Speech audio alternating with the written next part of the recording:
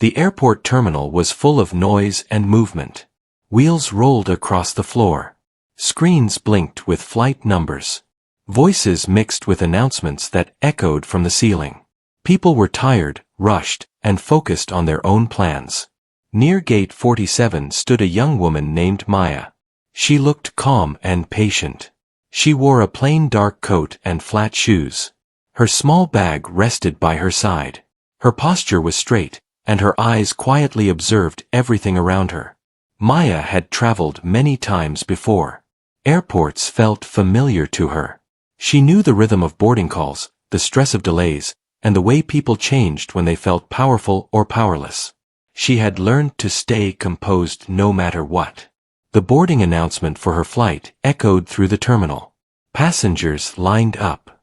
Maya stepped forward when it was her turn. Behind the counter stood a gate agent named Tom. He had worked at the airport for years. He believed he controlled who passed and who did not. That belief showed in the way he spoke to people. Maya handed him her boarding pass and passport. Tom glanced at the passport and frowned. He tilted it left and right as if searching for a problem. "This passport looks off," he said loudly. Maya kept her voice calm. "It's valid. I used it last week." Tom raised his eyebrows and leaned back in his chair. He spoke slower now, louder than necessary. People nearby started listening. "Where are you headed?" he asked. "Chicago," Maya replied. Tom shook his head. "You people always claim that." Maya felt the weight of his words, but she did not react. She had learned long ago that reacting too fast often made things worse. "I'm scheduled for this flight," she said. "Please return my documents." Instead of handing them back, Tom stood up. He held the passport in his hand and walked a few steps away from the counter. A few passengers gasped. Some whispered. "This passport is damaged," Tom announced. "It cannot be accepted." Maya looked around. A security officer stood nearby, watching but not stepping in. Phones were already raised. People sensed something wrong. "That passport is government issued," Maya said. "You are not allowed to destroy it." Tom laughed. "I decide what happens here." He reached into a drawer and pulled out a small lighter. The sound of the metal clicking echoed louder than it should have. A woman in line whispered, "He cannot do that." Maya felt anger rise in her chest, but she controlled her breathing. She stayed still, her eyes locked on Tom. "Stop," she said firmly. Tom ignored her. He flicked the lighter and pressed the flame to the edge of the passport. The paper curled and turned dark. The smell of burning paper filled the air. Gasps spread through the terminal. Someone shouted. Another person started recording more closely. Tom dropped the burned passport into a metal bin. "You're done here," he said. "Step aside." Maya did not move. "Call your supervisor," she said calmly. Tom waved his hand. "You think you matter." Maya looked at him steadily. "Call airport operations. Now." Tom rolled his eyes and turned back to his screen. "Next passenger." The line froze. No one stepped forward. A middle-aged man spoke up. "You cannot just burn someone's passport." Tom snapped back. "Stay out of this." The security officer shifted his weight but still did nothing. Maya reached into her bag and pulled out a slim leather folder. She held it but did not open it yet. "I am requesting a supervisor," she said again. Her voice was steady, not loud, but firm. Tom finally sighed and picked up the phone. "Supervisor to gate 47, he said with annoyance. While they waited, Maya stood quietly. Her thoughts were clear. She had come to this airport for a reason. This trip mattered. But what mattered more was what had just happened. People around her whispered, "Did you see that? He burned her passport. That's not right." Minutes passed. A woman named Linda, the floor supervisor, arrived. She looked confused and slightly irritated. "What's going on here?" Linda asked. Tom spoke first. This passenger had an invalid passport. I handled it. Linda turned to Maya. Is that true? Maya met her eyes. He destroyed a valid federal passport in front of witnesses. Linda looked startled. Destroyed. Tom shrugged. It was fake. Maya slowly opened her leather folder. Inside was an official identification badge. She held it up just enough for Linda to see. I am Maya Reed, she said. Chief FAA Inspector. I am conducting an unannounced compliance review. Linda's face lost color. The terminal felt suddenly quiet. Even the background noise seemed to fade. Tom laughed nervously. That's a joke. Maya turned her badge fully toward him. It is not. Linda swallowed hard. She leaned closer to read the badge again. Her hands trembled. Oh, she whispered. Maya continued speaking, her tone calm but powerful. Your agent destroyed a federal document, denied service without cause, and displayed unprofessional conduct in a public space. Tom's smile disappeared. Linda stepped back. Sir, she said to Tom, please step away from the counter. Tom shook his head. This is some trick. Maya looked around at the crowd. Many of you recorded this incident, she said. Please keep your videos. Her eyes returned to Tom. They will be needed. Tom felt sweat on his forehead. You didn't say who you were. I am not required to, Maya replied. My job is to observe real behavior. Airport operations arrived with 2 managers. Security finally stepped closer. Linda spoke quickly, her voice tight. We have a serious situation.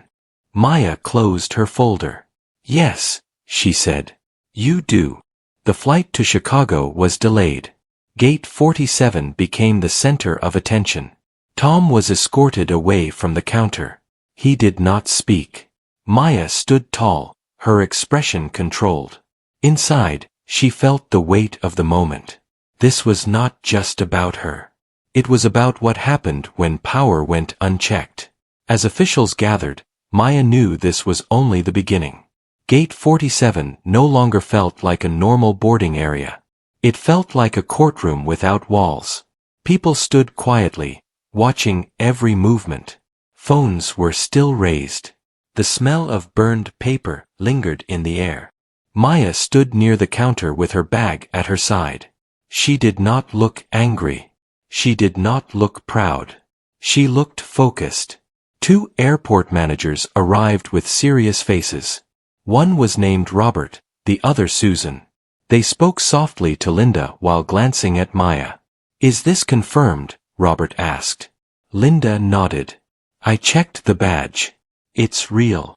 Robert took a breath and turned to Maya. Ms. Reed, we sincerely apologize for what happened. Maya replied calmly.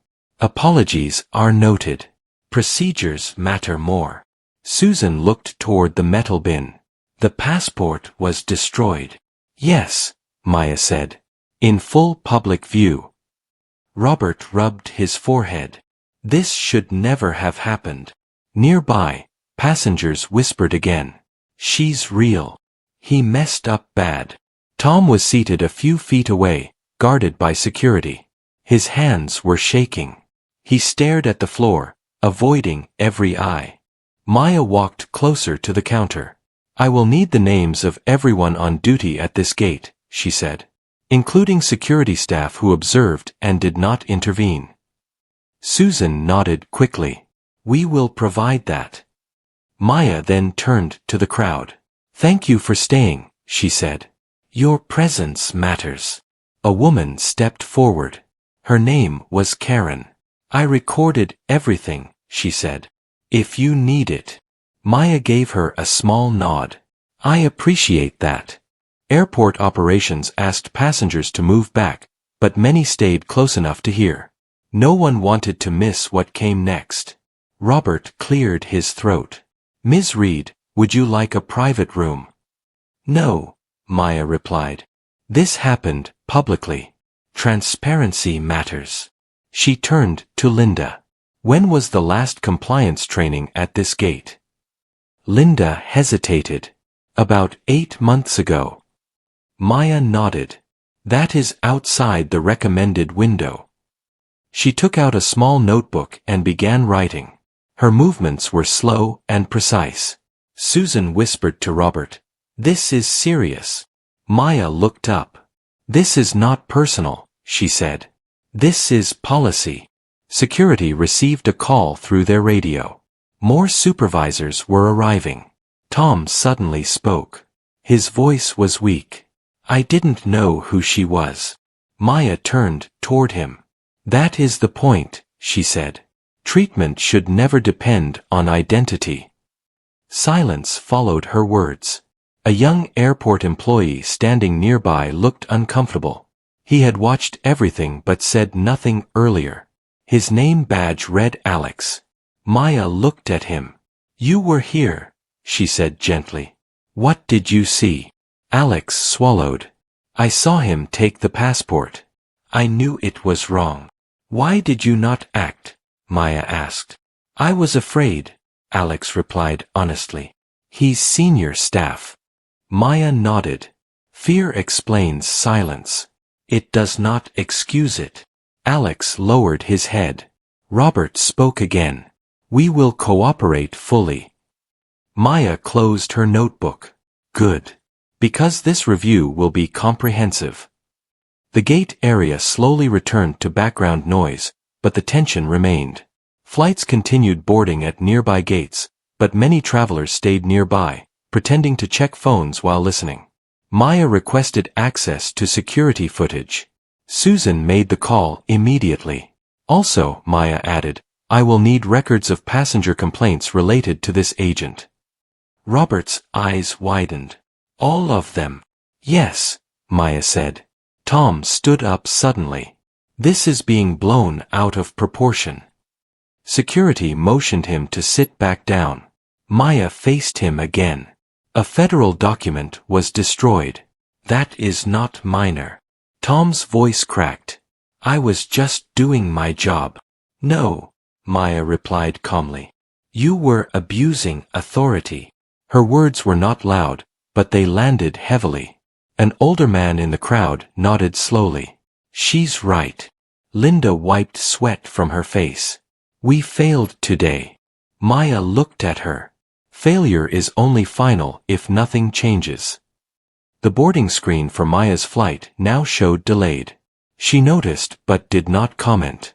Susan returned with a tablet. "Security footage is ready." Maya watched silently as the video replayed. The lighter, the flame, the passport burning, the crowd reacting. Maya paused the video. "This will be included in the report." Robert nodded. "Understood." Maya then asked, "Is there an incident response protocol for document destruction?" Linda answered softly.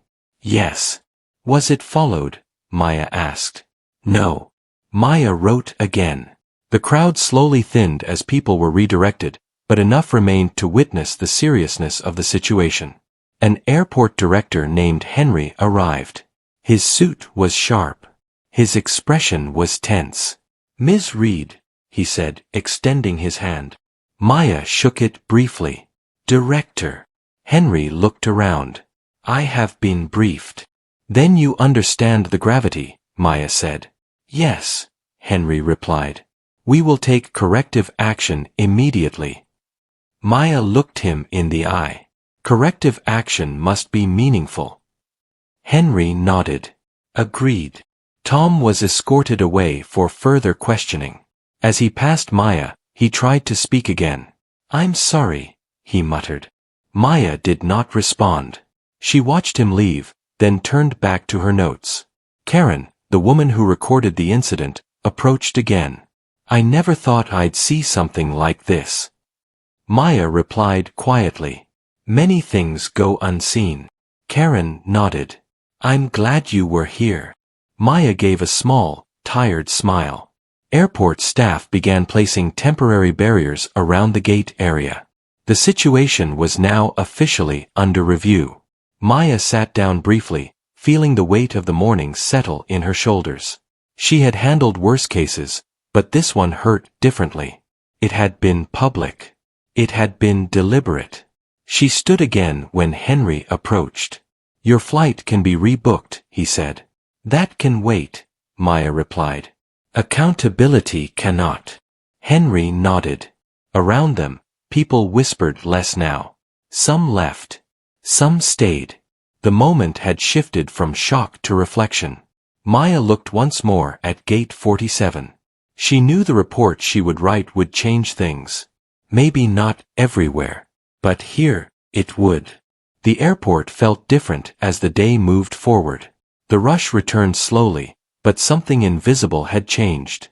Gate 47 was quiet now. The counter was closed. A sign read temporary suspension under review. Maya stood near a window overlooking the runway. Planes moved in steady lines, unaware of the moment that had shaken the terminal. She held a cup of water in her hand but had not taken a sip. Director Henry walked toward her with a folder. His steps were slower now, more careful. "The preliminary report is complete," he said. Maya turned to face him. "I would like a copy." Henry handed it to her. "You will also receive the full internal report within 48 hours. Maya nodded. "Good." Henry hesitated before speaking again. "The agent has been suspended pending investigation." "That is procedure," Maya replied. "Not resolution." Henry accepted the correction. "Yes." Nearby, Alex stood quietly. He had not left his post. He looked nervous but determined. Maya noticed him. "Alex," she said. He stepped forward. "Yes. You spoke honestly earlier," Maya said. "That matters." Alex nodded. "I should have acted sooner," Maya replied. "Next time you will." Those words stayed with him. Linda approached with red eyes. She looked exhausted. "I failed to stop it," she said. Maya met her gaze. Leadership is tested in moments like these. Linda swallowed. "What can I do now?" "Support change," Maya said. "Even when it is uncomfortable." Linda nodded firmly. Maya walked back toward Gate 47. The metal bin where the passport had been dropped was gone. The floor had been cleaned.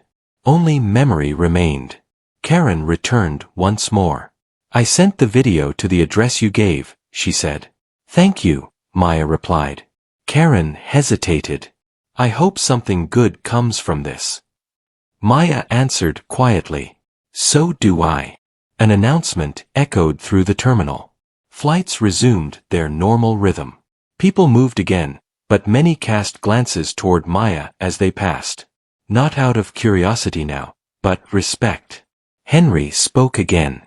"We will be implementing immediate retraining across all gates." Maya nodded. Training is a start. Accountability is the lesson. Henry wrote that down. Maya checked her watch. Hours had passed. Her flight was long gone. She did not mind. She opened her notebook one last time and reviewed her notes. Names, times, actions, silences. She closed it with intention. Later that afternoon, Maya was escorted to a quiet office. She sat alone for a moment, breathing deeply. She thought of how close she had come to reacting differently. How easy it would have been to walk away. How important it was that she did not. Her phone vibrated.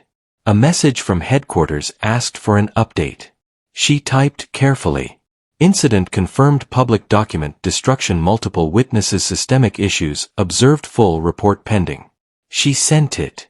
Outside the office, Henry spoke with staff. His voice carried seriousness. This was no longer damage control. It was reform. Alex watched from a distance. He felt nervous but hopeful. He had learned something that day about courage. Linda began organizing schedules for mandatory retraining. She knew trust had been broken. Rebuilding would take time. The terminal continued its daily life. But stories spread fast. Travelers shared what they had seen. Not in anger, but in reflection. Maya finally stood and prepared to leave the office. Henry walked her to the exit. "I want to say this clearly," he said. "We are grateful you were here." Maya replied, "I was already here. You just had not noticed." Henry nodded. As Maya walked toward the exit, she passed gate 47 one final time. She paused briefly. Not in anger. Not in pride. In resolve. She stepped outside into the open air. The noise of the terminal faded behind her. This incident would not be buried. Reports would be written. Policies adjusted. Careers changed. Most importantly, awareness would grow. Maya adjusted her coat and walked forward. Her job was not to seek moments like this. Her job was to face them when they appeared. And she had done exactly that.